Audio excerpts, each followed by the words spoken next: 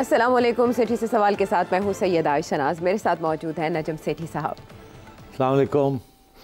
सेठ साहब, आपकी टाई देख के, आज आपकी ड्रेसिंग देख के, तुम भी अब शुरू हो गई हो। मुनीब फारूक वाला खाता खोल दिया तुमने। अच्छा, ऐसा है कि आज यू आर गोइंग ग्रीन, तो वो अट्रैक्ट बहुत कर रहा है रंग, तो मुझे किसी किंगडम का परचम याद आ रहा है। हाँ, आज आपको देख के मुझे बड़ी अब आजकल मैं बड़ा पेट्रियाटिक हो चुका हूँ। अच्छा, आप अपने मुल्क की बात कर रहे हैं? जाहिर है। अच्छा अच्छा, आपको ख्याल है मैं सऊदी अरेबिया का सोच रहा हूँ? हाँ, लेकिन मैं सऊदी अरेबिया का सोच रही हूँ। हाँ, बरादर इस्लामी मुल्क, देखें ना, बरादर है ना, मगर मैं तो अपना सोचता हूँ। आप अपना सोचते हैं पहले, लेकिन जब हम अपना सोचते हैं तो हमें सोचना पड़ता है बरादर इस्लामी मुल्क का, कि जब हम मुश्किल में होंगे वो हमारी मदद को आएगा। सही है। तो मुश्किल वक्तों में हमेशा सऊदी अरेबिया ने हमारी मदद की है। यही वजह है कि पिछले दिनों में जब विजिट्स हो रहे थे, हमारे वज़ीर आज़म भी वहाँ गए, पहले उम्रा करने गए, बाद में फिर इन्वेस्टमेंट के लिए गए। कुछ MOUs जो हैं वो अभी भी रहते हैं, एग्रीमेंट्स रहते हैं, जिनके लिए ज़रूरी था कि मोहम्मद बिन सलमान साहब सऊदी वली अहद वो आए पाकिस्तान के विज़िट पर, और 19 मई तारीख बताई जा रही थी, 2 रोज़ा विज़िट पर आएंगे, और तैयारियां की जा रही थी। यहाँ तक कि वज़ीर आज़म पाकिस्तान ने अपनी मसरूफियात तर्क कर दी थी कि वो मॉनिटर करेंगे उनके इस्तकबाल की तैयारियां कैसी हैं। तो अचानक ये खबर आती है कि कुछ नामालूम वजूहात की बिना पर उनका दौरा मुलतवी हो गया है। शायद ईद के बाद और हज के बाद वो आए पाकिस्तान, जून के तीसरे हफ्ते में। लेकिन ऐसे में जब IMF कह रही है कि पाकिस्तानी मईशत को गैर मामूली ख़तरात का सामना है, इस तरह की खबरें ना बहुत बुरा इम्पैक्ट डालती हैं ओवरऑल। मुझे आपसे ये जानना है रीज़न कि क्या कहती है आपकी चिड़िया, वो क्यों नहीं आ रहे या कब आएंगे? देखिए, मैं आज बहुत जल्दी सवालों के जवाब दूंगा। अच्छा। आप भी लंबा ना करें। अच्छा, ठीक उसकी वजह यह है कि हमने कल वादा किया था अपने व्यूअर्स को कि उनके सवाल लेंगे। तो आज मैं पहले सेक्शन के अंदर 3-4 आपके सवाल लूंगा। ठीक है। जल्दी करूंगा, कोई सप्लीमेंट्रीज नहीं लूंगा। और swiftly I will deal with it. उसके बाद फिर हम बात करेंगे अपने लोगों दोस्तों के साथ, पब्लिक के सवाल। ठीक है। तो आपका पहला सवाल का जवाब ये है कि इसके 2 पहलू हैं जी। पहला जो है उसका आपने जिक्र कर दिया, मगर है वो दूसरा। पहला जो है वो कुछ और है। पहला ये है कि उन्होंने आना था यहाँ, कुछ मेजर MOU साइन करने थे, वो तैयारी नहीं हुई अभी। ना इधर से तैयारी है पूरी, ना उधर से पूरी तैयारी है।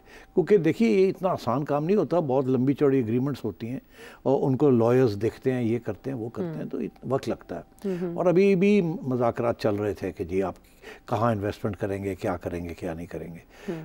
और आपको पता है, जो कल मैंने बात की थी, कल या परसों, कि स्टेट गारंटीज़ की भी इसमें इश्यूज आएंगे। तो मेरा ख्याल है कि होमवर्क दोनों की तरफ से पूरा नहीं हुआ, इसलिए ये तो मैं समझता हूँ एक रीज़न है। अच्छा। कि अभी होमवर्क पूरा नहीं हुआ, तो इसलिए उन्होंने सोचा फ़ायदा क्या, अगर हम MOU के ऊपर अभी इशू नहीं बना, अभी सेटलमेंट नहीं हुई, क्योंकि आने से पहले दोनों साइड्स जो हैं ये एक्सचेंज कर लेती हैं, एग्रीमेंट हो जाती है। वो तो वहाँ आना होता है सिर्फ साइन करने के लिए, वहाँ ये पढ़ाई लिखाई करने देखने के लिए नहीं आना होता कि ये लाइन ठीक है, ये ठीक नहीं है। तो वो मेरा ख्याल है कि वहाँ अभी कुछ देर है, इधर से भी कुछ थोड़ी सी देर है, उधर से भी कुछ देर है। वो भी तो लेके गए हैं ना बहुत सारी एग्रीमेंट्स के मसवदे वगैरह कि कैसे है, उनके भी वकील लगे हुए हैं देखने के लिए। तो मैं समझता हूँ एक तो ये वजह है कि वो तैयारी जो है ना वो पूरी नहीं है। दूसरी वजह भी ये है, जो इसका आपने की तरफ इशारा किया, कि यहाँ के जो सियासी हालात हैं, जो इंटरनल पॉलिटिक्स है पाकिस्तान में, पाकिस्तान की, उसमें सऊदी अरेबिया को ड्रैग किया जा रहा है।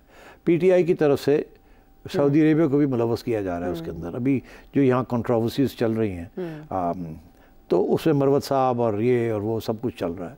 तो अब मैं समझता हूँ ये बात पसंद नहीं आती सऊदी अरेबिया के रूलर्स को, भाई हम आ रहे हैं आपकी हेल्प करने के लिए, और आप कि वहाँ पॉलिटिकल लीडरशिप हमारे बारे में इस तरह की बातें कर रही है, फैला रही है ना जी, ऑपोजिशन है जो भी है, बिल्कुल, तो हमारे बारे में ये कर रही है। कल को ये आते हैं यहाँ और पार्लियामेंट के अंदर PTI खड़ी होकर फिर कोई कर देती है। तो इसलिए मेरा ख्याल है कि he doesn't want to get involved in this. और तीसरी बात ये है कि कुछ इशारा उनको भी मिल गया है कि उनके जो सफ़ीर हैं यहाँ, वो भी लिख के भेजते हैं कि यहाँ के सियासी हालात क्या हैं, ख़तरे क्या हैं, रिस्क क्या है, और क्या आपके ऊपर तबसरे हो सकते हैं, नहीं हो सकते, कौन क्या बात कर सकता है। और अब IMF की तरफ से भी ये इशारा आ गया, और उनको अभी आज की हेडलाइंस थी कि IMF भी कह रही है कि हालांकि मामले सही चल रहे हैं, जो मगर इकोनॉमिक फ्रंट पे, मगर सियासी इंस्टेबिलिटी जो है और जो वहाँ टेंशन हुई हुई है मुल्क में, वो अगर जल्दी रिजॉल्व ना किए गए, उस मसले हल ना किए गए, तो सारा IMF का प्रोग्राम जो है ये डीरेल हो सकता है। बिल्कुल ऐसे। तो ये भी खदशात है। और याद रहे कि सऊदी अरेबिया ने ये पहले फैसला किया था कि अगर IMF और वर्ल्ड बैंक, अगर IMF आएगा तो वर्ल्ड बैंक आएगा, वर्ल्ड बैंक आएगा तो भी आएगा, फिर सऊदी अरेबिया भी आएगा। तो वो सारा सिलसिला शुरू हो गया। अब अगर उनमें से एक मेजर खिलाड़ी IMF जैसा कह रहा है कि भाई गड़बड़ हो रही है पाकिस्तान में, हालांकि सब चीज़ें अभी तक ठीक चल रही हैं इकोनॉमिक फ्रंट पे, मगर पॉलिटिकल फ्रंट के अंदर बड़ी इंस्टेबिलिटी है जो कि इकोनॉमिक्स को अफेक्ट कर सकती है। तो इसलिए उन्होंने भी इसकी तरफ तवज्जो दिलाई। तो मैं समझता हूँ कि वो कन्विंस हो गए हैं सऊदीज़ कि सियासी तौर पे मुल्क जो भी स्टेबल नहीं है और यहाँ कुछ भी हो सकता है, टेंशन्स बहुत ज़्यादा हैं। एक तरफ एक फोर्स है जो बहुत पावरफुल फोर्स है, दूसरी तरफ एक अवामी फोर्स है, और ये क्लैश चल रहा है अभी तक, और अभी हाल ही में ऐसे लगता है कि शायद क्लैश बढ़ने वाला है, कम नहीं होने वाला। जी बिल्कुल। तो मेरा ख्याल है ये तबसरे वो भी सुन रहे हैं उनके, तो इस वजह से उन्होंने सोचा बेस्ट ये है कि इस वक्त ना जाया जाए, थोड़ा डिले कर दे। तो ये तो जवाब हो गया। हाँ, इसका जवाब हो गया, इसका जवाब हो गया। और ये जो बात आपने कही कि पॉलिटिकल इंस्टेबिलिटी को वो बड़े गौर से देख रहे हैं, तो फवाद चौधरी साहब जो कुछ एक्टिव हुए हैं कुछ अरसे से, उससे पहले वो खामोश थे और अदालतें भुगत रहे थे, केसेस भुगत रहे थे।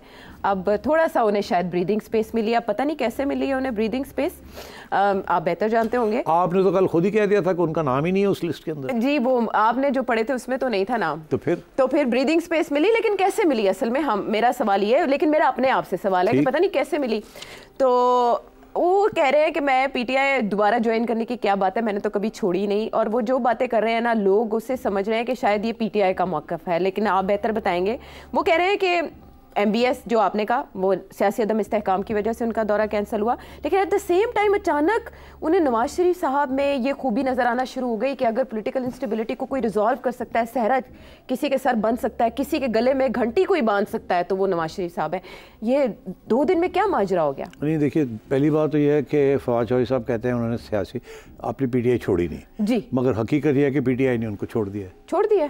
नहीं तो अनाउंस कर रहे हैं ना कि हम फवाद को वापस लेने के लिए तैयार नहीं है। खान साहब बड़े नाराज़ हैं फवाद से कि ये कि किधर चला गया था और कैसे बाहर आ गया, इसने कोई बयान भी नहीं दिया, ये भी नहीं किया, वो भी नहीं किया। तो शक शुबात तो है ना। वो पहले दिन से कि ये जो फवाद है वो इधर भी खेलता है, इधर भी खेलता है, पक्की सड़क पे भी चलता है और कच्ची सड़क पे भी चलता है। तो अब बात यह है कि पार्टी ने तो नो कर दिए टू फवाद चौधरी। अच्छा, लेकिन फवाद चौधरी कहते हैं मैं तो पार्टी में हूँ। फवाद चौधरी कहते हैं कि हम डील नहीं करेंगे, एस्टैब्लिशमेंट के साथ एंगेजमेंट करेंगे। ठीक, उधर से PTI कहती है कि हम डील भी करेंगे, नहीं भी करेंगे। अगर डील करते हैं तो सिर्फ एस्टैब्लिशमेंट के साथ करेंगे, और आज फिर ये कह रहे हैं कि जी नवाज शरीफ के साथ हम बैठ जाते हैं। तो PTI क्लियर नहीं है, वहाँ हर जड़ा बंदा उठता है वो अपनी लाइन ले लेता है। अब आइए, आपने ये बात की कि फवाद चौधरी ने ये क्यों कहा है कि जी, क्योंकि फवाद चौधरी को नज़र आ रहा है कि अब PTI और एस्टैब्लिशमेंट के दरमियान तल्लुकात और ख़राब होने जा रहे हैं, जो आगे जाके हम डिस्कस करते हैं। ये जो कुछ तब्दीलियाँ हुई हैं, जो प्रमोशंस हुई हैं आज एस्टैब्लिशमेंट आर्मी के अंदर, विल डिस्कस दैट। मेरा तजिया होगा कि tight line tight hard line आ रही है। तो फवाद चौधरी साहब को भी नज़र आ रहा है ये बात, तो इसलिए फवाद चौधरी साहब ने सोचा अब क्या करें।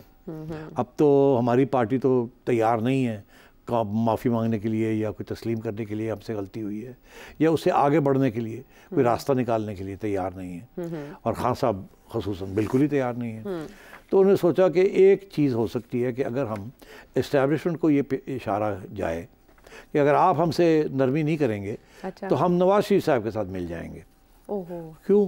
क्योंकि सबको इस बात का इल्म है कि शहबाज साहब जो हैं वो तो इस्टेब्लिशमेंट की चोजन है, जाहिर है। वही फवाद चौधरी साहब ने कहा उनके पास तो कुछ नहीं है ही नहीं। तो वो समझते हैं कि नवाज शरीफ साहब जो हैं वो अभी भी उनके अंदर एक एंटी इस्टेब्लिशमेंट का खून दौड़ता है, क्योंकि उनके साथ काफ़ी हाथ हुआ है एस्टैब्लिशमेंट से। अभी रिसेंटली भी आप देख लें, वो उनका ख्याल था कि वो प्राइम मिनिस्टर बनेंगे, मगर बन के कोई और गया। तो जाहिर है, तो फवाद चौधरी का एनालिसिस सही है कि नवाज शरीफ साहब जो हैं वो आउट तो हो गए हैं, ठीक है, मगर अभी उन्होंने सियासत छोड़ी नहीं है। अभी भी वो अब पार्टी को कंट्रोल में लेना चाह रहे हैं। अगले 10 दिन के अंदर अंदर आपको नज़र आ जाएगा, वो प्रेसिडेंट भी बन जाएंगे, और उनके लोग जो हैं लाइक राना साहब वगैरह वो सेंट्रल में अकोमोडेट होने भी शुरू हो गए हैं। ऐसे ही है ना। तो मैं ये समझता हूँ कि मियाँ साहब को ये एक दाना दिया डाल है फ्रॉम फवाद चौधरी और उसके साथी जो इसके साथ तावन करते हैं कि मियाँ नू उकसाओ, मियाँ के नाल हाथ मिलाओ। एस्टैब्लिशमेंट जिसलिए ये देखेगी कि ये तो मियाँ के साथ इन्होंने हाथ मिलाने शुरू कर दिए, तो ये गड़बड़ ना हो जाए शहबाज के लिए। और शहबाज हमारे लिए बड़ा ज़रूरी है। ठीक है। तो ये इसलिए ये, और फिर शायद ये सोच के इस्टेब्लिशमेंट जो है इतनी हार्ड लाइन ना ले इनके खिलाफ, तो रास्ते अपने खुले रखे। तो Fawad is playing this game.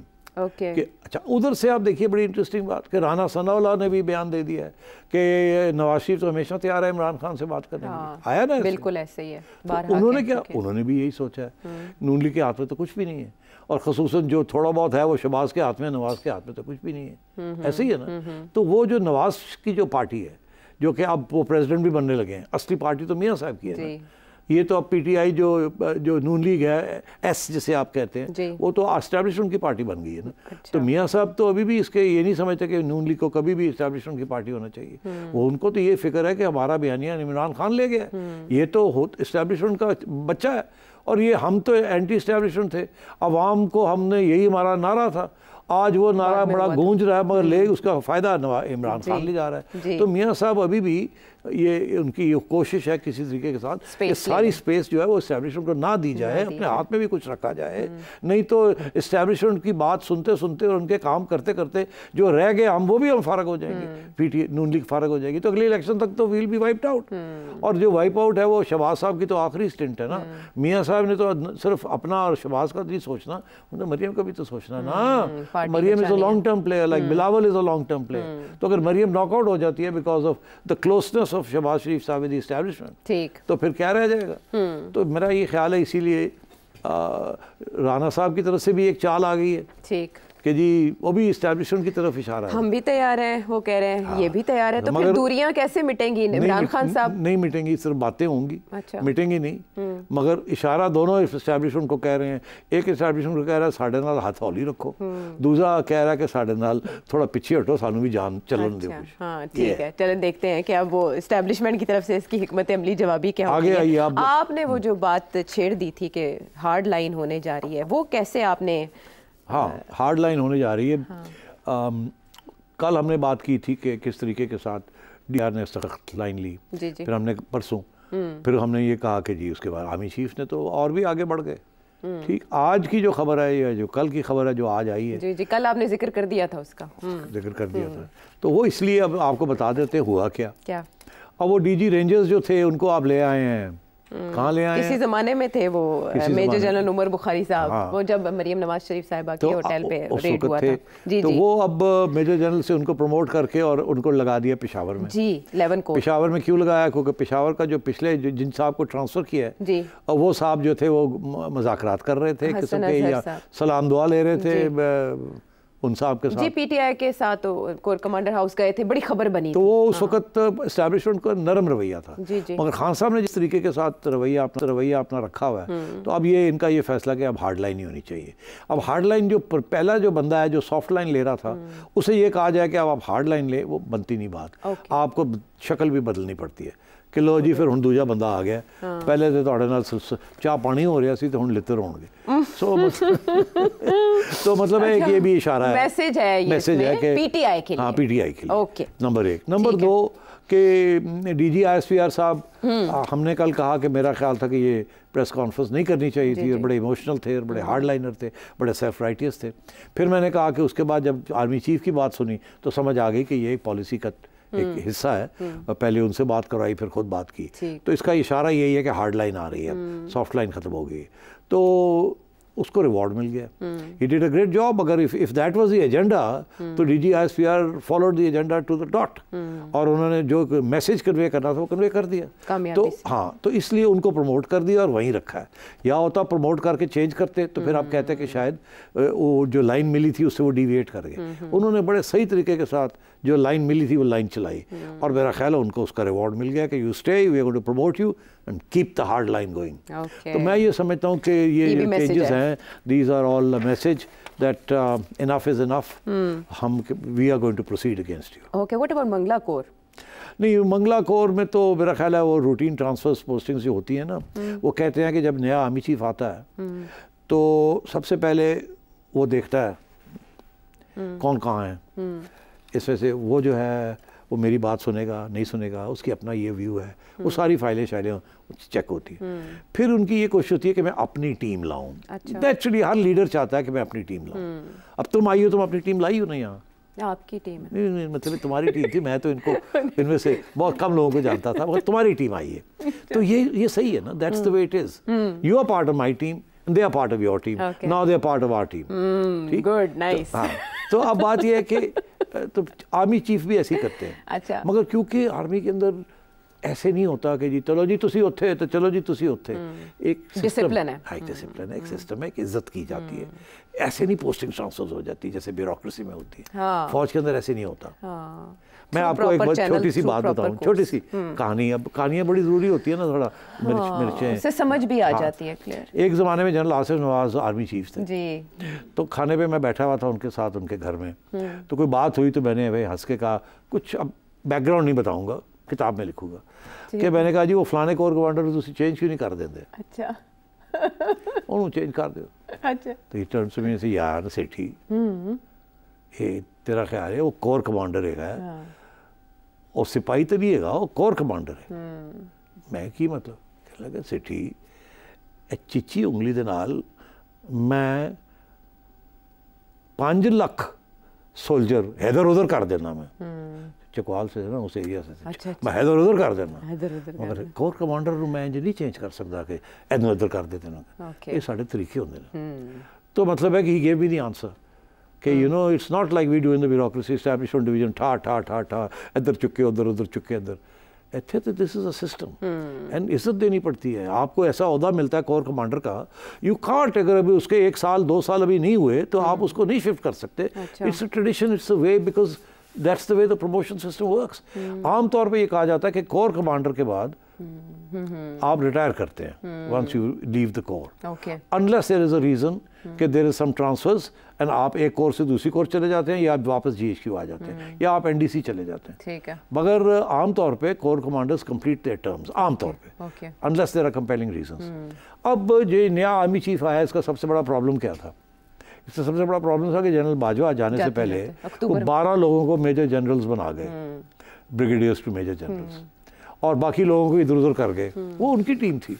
उस वक्त वो सोच रहे थे कि भाई मैंने और भी थोड़ा रहना है। हाँ, जाहिर है वो चल रही थी ना चीजें। तो अब ये टीम जो इस वक्त इनहेरिट की है करंट चीफ्स ने, वो उनकी टीम नहीं है, तो टीम वो उन्होंने अपनी बनानी है। ठीक है। तो उस टीम के लिए फिर थोड़ा बहुत तो रद्द-बदल होगा ना। तो मेरा ख्याल है कुछ रूटीन ट्रांसफर्स हैं अपनी टीम का हिस्सा, कुछ ऐसे है कि कुछ सिग्नलिंग भी करनी है। तो ये आगे भी आप देखेंगे इस किस्म की चीज़ें। असल में वो कोर कमांडर मंगला का इसलिए पूछा, कुछ दिन पहले रिटायरमेंट हुई थी और आपने उस पर तबसरा भी किया था। मैंने कहा शायद इसमें भी कोई ऐसा रीज़न हो, लेकिन आपने बता दिया 11 कोर का भी, और बाकी जो तबादले हुए उनमें मैसेज किसके लिए है समझा दिया हमें। हम वापस आते हैं एक ब्रेक के बाद।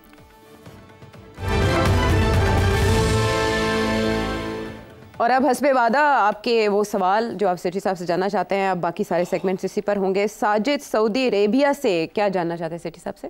पाकिस्तान में सारा ये क्राइसिस आया, ये जो ड्रामा बनाया गया सैफर वाला, तो क्या जो सैफर आया था, अगर उसी टाइम अमेरिका के सफ़ीर को पाकिस्तान से निकाल देते इमरान खान साहब, तो क्या अच्छा ना होता और ये सारा ड्रामा ना करना पड़ता? हाँ जी, सूरत हाल ऐसे है कि उस वक़्त अमेरिका का कोई सफ़ीर पाकिस्तान में नहीं था। कोई 2-1 साल वहाँ चार्ज अफेयर्स ही रहे हैं, तो 20 से लेके 22 मार्च अप्रैल तक। तो जब ये साइफ़र का मामला आया उस वक़्त एक चार्ज अफेयर्स एक खातून थी, एंजेला एगलर। तो पहली बात है एम्बेसडर तो था नहीं। डोनाल्ड ब्लूम साहब जो हैं ये मार्च में इनको अपॉइंट किया गया, मगर ये अप्रैल के दूसरे हफ्ते में पाकिस्तान आए थे। तो उस वक़्त तक ये इशू जो था ये ख़त्म हो चुका था या आगे बढ़ चुका था। अब आई बात कि भाई अगर चले एम्बेसडर नहीं था तो फिर जो चार्ज अफेयर्स था उसी को एक्सपेल कर देते। बिल्कुल अगर इतना सीरियस मामला था तो फिर प्रोटेस्ट करते खान साहब। अब आपको याद है या नहीं, मैं आपको याद दिलाता हूँ कि उस वक़्त हुआ ये था कि 2 बातें हुई। एक तो खान साहब ने ये फैसला किया कि कोट अनकोट उनके लफ्ज़ हैं, प्ले इट अप, इस साइफ़र को प्ले अप करना है आवाम के आगे, इसको बड़ी बात बनानी है, हमने साइफ़र पर खेलना है इसके ऊपर। तो वो तो खेलने के मूड में थे, तल्लकात तोड़ने के मूड में नहीं थे, खेलने के मूड में थे आपकी और जज्बात को उकसारने के लिए, पहली बात। दूसरी बात ये थी कि उस वक़्त एक फिर मीटिंग कॉल की गई नेशनल सिक्योरिटी काउंसिल की, जिसके अंदर खान साहब ने अपना मौक़िफ़ दिया कि देखें जी ये है, ये वो है। उस मीटिंग के अंदर आर्मी चीफ भी थे, chairman joint chiefs of staff भी थे, DGI SI भी थे। तो उसके बाद वहाँ जो फिर जब पूरी तफ्तीश की गई कि ये साइफ़र है क्या, क्या नहीं है और क्या रिस्पॉन्स होना चाहिए, तो उस वक़्त फिर उस कमेटी का ये फ़ैसला था कि एक दिमार्श किसी को एक्सपेल ना किया जाए, इसको इतना बड़ा ना बनाया जाए, इतनी बड़ी बात है नहीं। और ख़ान साहब को भी पता था कि वो तो खेलना चाह रहे हैं इसके साथ, तो ये तो नहीं कि अमेरिका के साथ तल्लुकात बहुत ख़राब करना चाह रहे हैं, और ना ही वो फ़ौज भी नहीं ये चाहती थी। तो इसलिए फिर ये दिमार्श क्या होता है, किस्म का प्रोटेस्ट नोट कि हमने ये सुनी है बात, बड़ी ज़्यादती है, आपको ऐसे करना नहीं चाहिए था, ये हो गया, वो हो गया, आगे से मत कीजिएगा, ये दिमार्श होता है इसका। तो इन्होंने ये फैसला किया कि दिमार्श इशू करेंगे, मगर कोई ये इतनी संजीदा जी बात नहीं है जिसके साथ आप तल्लुकात ही तोड़ लें। जैसे इंडिया के साथ आपने 2019 में तल्लुकात तोड़े जब उन्होंने कश्मीर को हज़म कर लिया, तो उस वक़्त आपने सारा कुछ ही तोड़ दिया था, एम्बेसडर्स भी विड्रॉ कर लिए थे, एक्सपेल कर दिए थे, और तजारत भी बंद कर दी थी। तो यहाँ ऐसा मूड नहीं था, ना खान साहब का मूड था, ना आर्मी चीफ़ का मूड था या इस्टेब्लिशमेंट का मूड था। तो इमरान खान साहब को, जैसे मैंने कहा, वो खेलना चाह रहे थे, उन्होंने पूरी कोशिश की खेलने की, अब वो खेल जो है उनके गले पड़ी हुई है। ठीक है, चलें सऊदी अरब से साजिद साहब के सवाल क्या डायरेक्ट चलते हैं रावलपिंडी। सुहेब साहब रावलपिंडी से क्या जानना चाहते हैं? आप अपने शोज़ में ज़्यादातर एक मखसूस इदारे को रियासत या स्टेट कह के मुखातिब करते हैं, हालांकि आइन में रियासत की तशरीह डिफरेंट है। इस पर प्लीज़ थोड़ी रोशनी डालें ताकि रियासत कौन है ये कॉन्सेप्ट क्लियर हो सके। जी मेहरबानी, मैंने ये इसके ऊपर पहले भी इशारा नहीं, मैंने तबसरा किया है कि रियासत किसको कहते हैं, मुल्क किसको कहते हैं, गवर्नमेंट किसको कहते हैं। गवर्नमेंट तो सबको पता है कि जो इलेक्ट होकर आती है या जो कि एग्जीक्यूटिव आर्म होती है, इलेक्टेड गवर्नमेंट। आइन का भी आपको पता है। अब रियासत किसको कहते हैं? रियासत उस चीज़ को कहते हैं जो कि एक मुल्क के जो पिलर्स होते हैं, जिसके बेसिस के ऊपर एक आइन बनती है। आइन के अंदर मुख्तलिफ इदारे जो होते हैं, जो हुकूमत चलाते हैं या हुकूमत की मदद करते हैं चलाने में, या मुल्क को इकट्ठा रखते हैं, उनका जिक्र आता है। उसके अंदर जुडिशरी भी रियासत का हिस्सा है, मीडिया भी रियासत का हिस्सा है, मिलिट्री भी रियासत का हिस्सा है, ब्यूरोक्रेसी भी रियासत का हिस्सा है। तो ये रियासत के इदारे हैं, ये एम्प्लॉइज़ ऑफ द स्टेट। तो ये एक एब्स्ट्रैक्ट नोशन होता है जिसके अंदर इन सब का जिक्र आता है कि ये भी रियासत का हिस्सा है या इदारा है, ये इदारा भी रियासत का है, ये भी रियासत। तो रियासती इदारों की बात होती है। आजकल जब बात होती है तो जब इस्टेब्लिशमेंट की बात करते हैं, एक्चुअली हम कहना कुछ और चाहते हैं, फोकस करना चाहते हैं किसके ऊपर, जिसकी बात कर रहे हैं, मगर हिम्मत नहीं है या इजाज़त नहीं है कि वो उनका नाम डायरेक्टली लिया जाए। इसलिए कुछ लोग कहते हैं पावरफुल क्वार्टर्स, कुछ लोग कहते हैं इस्टेब्लिशमेंट, कुछ लोग कहते हैं भाई लोग, कुछ लोग फरिश्ते कहते हैं, so on and so fourth. मगर सबको पता है बात किसकी हो रही है। मगर आजकल और एक दिलचस्प बात हो गई है कि सिर्फ बात उनकी नहीं हो रही, बात जब रियासत के इदारों की बात होती है तो पुलिस भी आ जाती है उसके अंदर, जुडिशरी भी आ जाती है। आजकल जो बड़ी इंटरेस्टिंग सिचुएशन ये है कि एक रियासत का अदारा जिसे हम इस्टेब्लिशमेंट कहते हैं, हालांकि इस्टेब्लिशमेंट भी बाय द वे रियासत के सारे इदारों को मिला के जो रूलिंग क्लीक होती है उसको इस्टेब्लिशमेंट कहते हैं, मगर हमने उसको मखसूस बना दिया है। क्योंकि हम कह नहीं सकते या इजाज़त नहीं है या डर लगता है कहने का कि जी ये किसकी बात हो रही है, मगर सब बात समझते हैं कि किसकी बात हो रही है। शायद इशारों में इससे ज़्यादा फ़ायदा होता है, उससे ज़्यादा लुत्फ़ आता है जब आप इनडायरेक्ट जाके बात करते हैं। अच्छा, अब ये हमारे एक व्यूअर हैं, वो क्या जानना चाहते हैं? मैं ये पूछना चाहता हूँ कि MBS का ये जो पूरा रिफॉर्मिस्ट एजेंडा है, क्या ये एजेंडा पाकिस्तान में भी आ पाएगा? क्योंकि अगर आप मतलब 30-40 साल पीछे जाएं तो पाकिस्तान में जो ये रिलीजियस एक्सट्रीमिज्म है वो सारी इन्हीं ममालिक के थ्रू फंड हुई हमारे मदरसों में। क्या ये पूरी चीज़ ये लोग रिवर्स करा सकेंगे या इनका भी कोई इसमें इंटरेस्ट है? क्योंकि ये खुद मुल्क तो काफ़ी अथॉरिटेरियन है, तो क्या ये हो पाएगा यहाँ पे? जी हाँ, बड़ा इंटरेस्टिंग सवाल है। वो ये कि सुल्तान MBS ने मोहम्मद बिन सलमान साहब ने रिवर्स गियर में डाल दिया सऊदी अरेबिया को। जो सारा वहाबी तंजीम थी और जो कल्चर था और जो सियासत थी उसको रोक के रिवर्स गियर में डाल दिया और अपने मुल्क को खोल दिया। अच्छा, ये और आप ये पूछ रहे हैं कि क्या हम क्यों नहीं कर सकते, और फिर आपने ये कहा कि यहाँ जो इंतहा पसंदी आई है उसको तो सदियों क्या दहाइयों से सऊदी अरेबिया फंडिंग कर रहा था एक्सट्रीमिज़म को। तो ये दोनों बातें आपकी बड़ी इंटरेस्टिंग है। पहली बात तो सही है, इसमें कोई शक नहीं है कि सऊदी अरेबिया की जो पहली जो हुक्मरान थे उन्होंने बिल्कुल वहाबी इस्लाम को प्रमोट किया और बहुत पैसा लगाया, सिर्फ पाकिस्तान में नहीं, all over the world mosques were set up and think tanks were set up and money were spent promoting Wahhabi Islam, इसमें कोई शक नहीं है। इसीलिए जब रूस के ख़िलाफ़ भी एक जिहाद चली तो उसमें भी सऊदी फंडिंग थी मुजाहिदीन को अगेंस्ट द रशियंस, तो बहुत कुछ हुआ। मगर ये भी रिवर्स उन्होंने कर दिया। हाँ, अनफॉर्चुनेटली अब ये है कि हमारे यहाँ कोई इस किस्म की रिवर्सल नहीं हुई। हालांकि सऊदी अरेबिया ने ऐसे तस्लीम किया है कि वो गलत पॉलिसी थी जिसकी वजह से बहुत नुकसान हुआ सऊदी अरेबिया को भी और इस्लाम को भी, क्योंकि अब इस्लाम का नाम, ये जो सारा इस्लामोफोबिया जो चल रहा है इस वक्त, राइट विंगिज़म जो यूरोप में और अमेरिका में चल रही है, जिसको हम इस्लामिक फोबिया कहते हैं, इस्लामोफोबिया, ये सारा डायरेक्ट रिज़ल्ट है उसी किस्म की पॉलिसीज़ का जहाँ आपने उकसाया इस किस्म का एक्सट्रीमिस्ट किस्म का इस्लाम, और उसके ख़िलाफ़ रिएक्शन हुआ वेस्टर्न सोसाइटीज़ में, और फिर उसके बाद 9/11 हुआ, फिर उसामा बिन लादेन हुआ, तो ये एक चीज़ के ऊपर दूसरी चीज़ चलती रही। तो सऊदी अरेबिया ने ये एहसास किया कि इस तरीके के साथ अब वो आइसोलेशन में चला गया, और जो जिस किस्म की उससे सरमायादारी का निज़ाम वहाँ लाना है तो उसके अंदर अब आज़ादी देनी पड़ेगी और प्राइवेट सेक्टर में वही चीज़ें करनी पड़ेगी जिसके साथ ग्रोथ होती है। मैं कल के प्रोग्राम में कह रहा था, सर्विस इंडस्ट्री बहुत बड़ी ग्रोथ सेक्टर है, और सर्विस इंडस्ट्री के अंदर टूरिज़म एंड हॉस्पिटैलिटी इंडस्ट्री और कल्चर जो है बहुत इम्पॉर्टेंट है। खरबों डॉलर्स की ये बिज़नेस है ग्लोबल, इस वक्त leading sector of the global economy, और पाकिस्तान के अंदर ही बिल्कुल खतरा भी नहीं है इसका। तो वो यही वजह है कि यहाँ बड़ी घुटन है because of extreme, very conservative versions of so-called Islam or religion. तो उन्होंने तो कर लिया, मगर वो इसलिए कर लिया बिकॉज वहाँ यू हैव अ मोनार्की, और बड़ी सख्त अथॉरिटेरियन किस्म की मोनार्की है, और वो एक ज़माना था कि ये सारे जो वहाँ के इस्लामिक इदारे हैं ये मोनार्की का हिस्सा थे। मोनार्की ने इनके साथ एक डील की हुई थी। वो डील क्या थी? ये हाउस ऑफ साउद ने जो डील की थी with Islamic scholars and Islam in Saudi Arabia, वही डील ये थी कि आप जो चाहें कर लें इस्लाम के अंदर, मगर मोनार्की को आपने सपोर्ट करना है, उसको ख़त्म नहीं करना। हम आपको खुली छुट्टी देते हैं, आप करें जो आपने करना है, हमारे ख़िलाफ़ आपने कार्रवाई नहीं करनी, हमें नहीं डिस्टेबलाइज़ करना। तो इसलिए जो सारा फोकस था वहाबिज़म का वो सऊदी अरेबिया में इतना नहीं था जितना उन्होंने बाहर एक्सपोर्ट करना था, तो उसमें गवर्नमेंट ने भी सपोर्ट किया।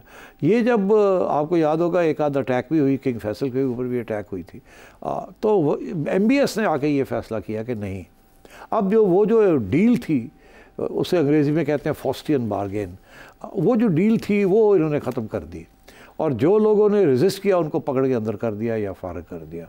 इससे ज़्यादा कहने की मुनासिब नहीं है, मगर वो वहाँ हो सकता था, या बड़ी उसके लिए भी बड़ी करेज चाहिए थी। यहाँ बड़ा मुश्किल है। उसकी वजह यह है कि यहाँ वो सोच रियासत के इदारों में भी बड़ी गहरी सोच पाई जाती है। मुशर्रफ बस पहला अयूब खान, मगर उस ज़माने में इतनी इंतहा पसंदी नहीं थी। ज़ियाउल हक साहब के बाद इंतहा पसंदी यहाँ आई मजहबी। जब मुशर्रफ साहब आए तो उन्होंने इनलाइटेंड मॉडरेशन की बात की, जिसका हवाला भी मैंने कल दिया। मगर आपने देखा वो इनलाइटेंड मॉडरेशन नहीं कर सके। उनके ऊपर भी 2 असैसिनेशन अटैम्प्ट्स हुए, और आपको भी पता है वो किसने असैसिनेशन अटैम्प्ट्स किए, वही एक्सट्रीमिस्ट इस्लाम के, जिनको पहले पता था रियासत ने या रियासत के इदारों में इंडिया के खिलाफ कार्रवाई करने के लिए, उन्होंने ही फिर मुशर्रफ के ऊपर कार्रवाई की। तो मुशर्रफ ने फैसला किया कि इंडिया के साथ अब लड़ाई झगड़े नहीं करने, मईशत के लिए ज़रूरी है कि हम अमन की आशा की बात करें और बात आगे करें, और कश्मीर का जो मामला है उसको आगे 50 साल में साइड लाइन करके अगले 50 साल में हल करेंगे, अभी बाकी चीज़ें करते हैं। तो इसलिए मुशर्रफ साहब के ख़िलाफ़ उनके अपने इदारे के अंदर भी बड़ी मुखालफत थी, और बाहर सोसाइटी के अंदर भी बड़ी मुखालफत थी। आपको याद होगा कि उनके ज़माने में किस किस्म की एक्सट्रीमिस्ट किस्म की थिंकिंग भी हुई। इनफैक्ट एक जनरल साहब थे, जनरल शाहिद अजीज़ साहब, जो कि एक ज़माने में उन्होंने नैब का हेड बनाया था। उनको जब वो बड़े एक्सट्रीमिस्ट किस्म के जनरल थे, उनको भी जब रिमूव किया तो उन्होंने भी फिर बड़ी तनकीद की मुशर्रफ की, और फिर वो चले गए जिहाद करने इराक़ के अंदर, और फिर अल्लाह को प्यारे हो गए। यही हमने सुना है, हो सकता है हम गलत बयानी कर रहे हो, मगर हमने ये इसी तरीके के साथ 1-2 और भी बड़े इस्लामिस्ट जनरल्स थे जिनको फिर जनरल महमूद उसमें थे जो कि DGI थे, उनको भी मुशर्रफ ने रिटायर किया, मगर उसके बावजूद वो एनलाइटेंड मॉडरेशन नहीं ला सके, बिकॉज बाहर का जो माशरा था वो बहुत एक्सट्रीमिस्ट था और बड़ा ख़तरनाक था और आर्म्ड था। तो ये इसलिए हमारे लिए ये बड़ा मुश्किल रहा।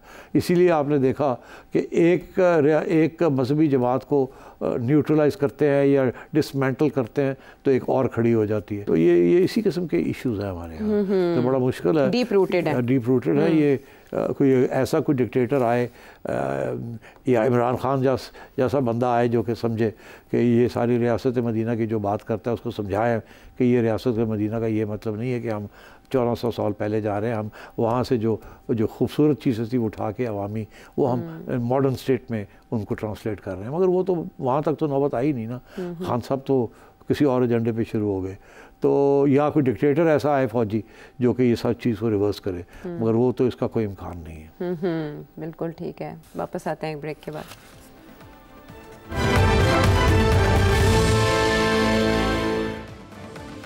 खुश आमदेद, सैयद जुल्फ़िकार साहब कराची से।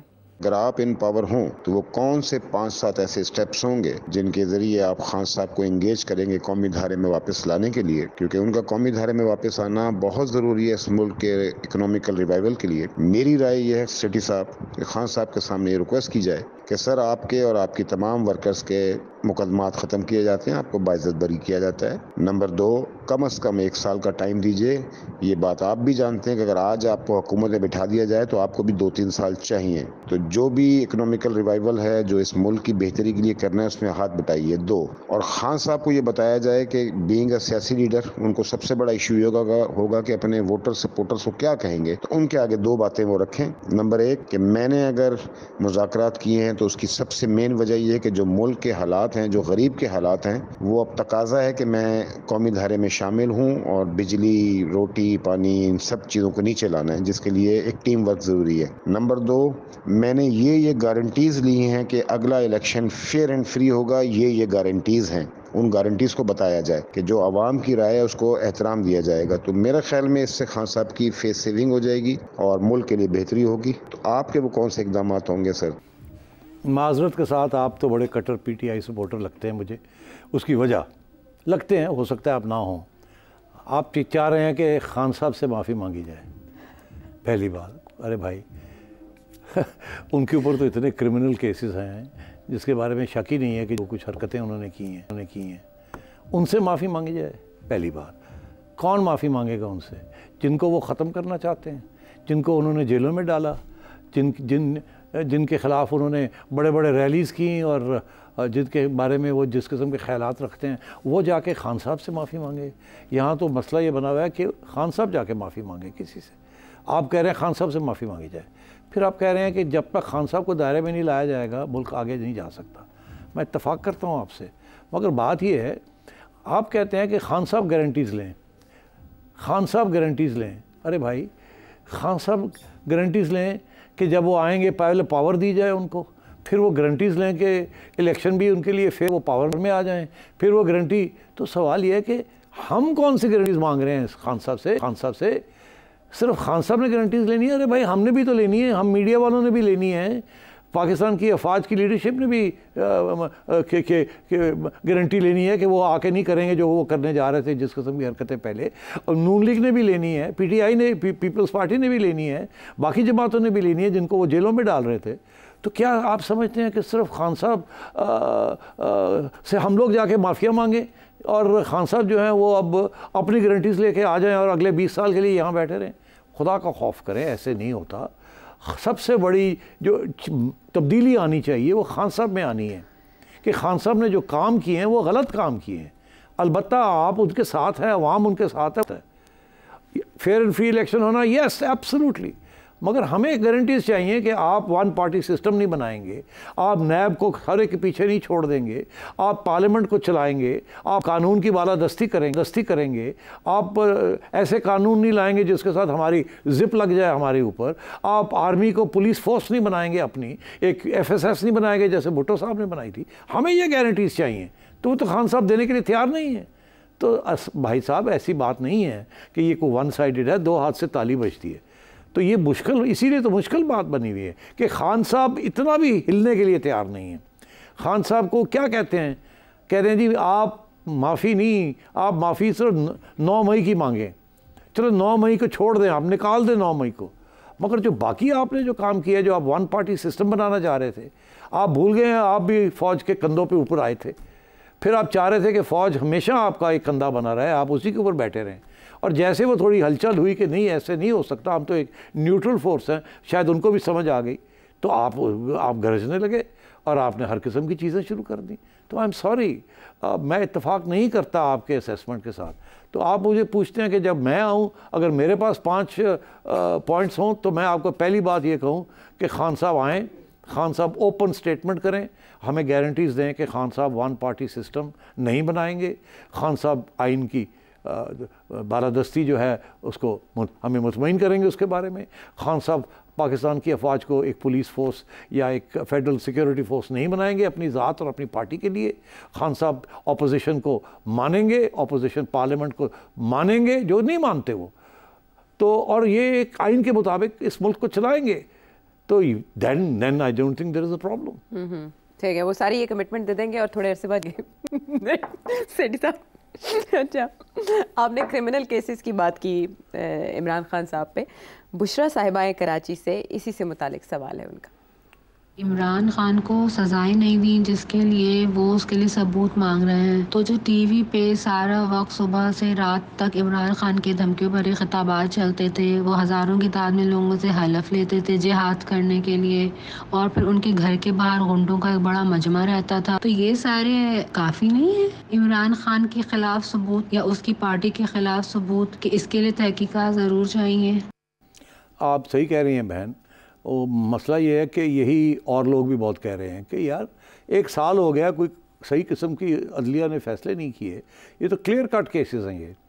अच्छा, अब हवाला दिया जाता है अमेरिका में क्या हुआ जब डोनाल्ड ट्रंप ने भी इस किस्म की हरकत करने की कोशिश की थी, तो वहाँ तो लोगों को 7-7 साल सज़ा हो गई थी फ़ौरन, 2-2, 3-3 महीने के अंदर, कोई मिलिट्री कोर्ट्स की ज़रूरत नहीं थी। वहाँ का अदलिया सिस्टम जो था, it's decisive, it's quick, it's efficient. और वो सिंपली ये कि जी आप ये तस्वीर है, आप ये कर रहे थे, अल्लाह अल्लाह खैर सल्ला, चलो जी अंदर। अब बात यह है कि लोगों ने तो तस्लीम कर लिया कि दिस इज़ जस्टिस। अनफॉर्चुनेटली इस मुल्क के अंदर ऐसे नहीं है, हम ड्यू प्रोसेस को बहुत अहमियत देते हैं। अब ड्यू प्रोसेस को डिस्टॉर्ट कर दिया गया है, कम्प्लीटली डिस्टॉर्ट कर दिया। यूके में के अंदर भी ड्यू प्रोसेस ऐसे नहीं है जहाँ यहाँ है। यहाँ वकला हजरात जो है वो केस लगने नहीं देते, जज हजरात जो है वकला को नाराज़ नहीं करना चाहते। ये एक पूरा एक एक्सेस है कि जी इस तरीके से जिस तरीके से यहाँ, इसीलिए तो कोई फैसले नहीं आते और 10-10, 20-20 साल जो नॉर्मल केसेस हैं वो चलते रहते हैं। तो यहाँ तो जो जुडिशल सिस्टम जो है डीपली फ्लॉड, बहुत कमज़ोर सिस्टम है। और आजकल जो एडिशनल जो प्रॉब्लम बना हुआ है वो ये है कि मैं समझता हूँ जैसे मेजॉरिटी पाकिस्तान की इस वक्त आवाम जो है वो खान साहब की हमदर्दी में मुब्तला है, वो उनको बड़े हमदर्द हैं उनके। इसी तरीके के साथ मेरा ये ख्याल है कि ये जो जुडिशरी हमारी नीचे से लेके ऊपर तक, ये भी तो आवाम का हिस्सा है ना। ये भी जब घर जाते हैं तो अपने बच्चों की बात सुनते हैं और बच्चे कहते हैं जी हमारा हीरो तो इमरान खान है। अपनी बुढ़ी जो है वो कहती है मेरा हीरो इमरान खान है, तो बंदा उत्थे बुढ़ा की करे, वो कहता है ठीक है जी फिर मैं समझ गया थोड़ी गल, उसने घर भी तो आना है, घर आके भी तो सुनना है। तो वो टिल्टेड है इस वक्त, and that's the way it is, unfortunately that's the way it is. अब ये इस चीज़ को कैसे ठीक किया जाए बड़ा मुश्किल है। इसीलिए तो ये आप देख रहे हैं क्राइसिस चलती जा रही है, रिजॉल्व नहीं हो रही। और ये अगर रिजॉल्व होगी खान साहब के हक़ में वाया द जुडिशरी, तो मैं ये समझता हूँ एक और बड़ी क्राइसिस आ जाएगी, बिकॉज देन सब मैं क्या आपसे। अच्छा, वैसे डोनाल्ड ट्रंप भी पॉपुलिज्म तो अमेरिका में भी है, लेकिन वहाँ क्या वो घरों में नहीं जाते? क्या वहाँ पर इस तरह राय का इजहार नहीं होता? वहाँ सेंटिमेंट को कोई बॉदर नहीं करता? इदारे काम करते हैं? एब्सोल्युटली इदारे काम करते हैं, यहाँ इदारे नहीं काम करते। ठीक है, सेंटिमेंट असरअंदाज हो जाता है। ठीक है, बहुत से सवालात, इन सब सवालात के लिए आपका शुक्रिया। आप मज़ीद सवालात इस नंबर पर भेजिए। अगले प्रोग्राम तक के लिए इजाज़त दीजिए।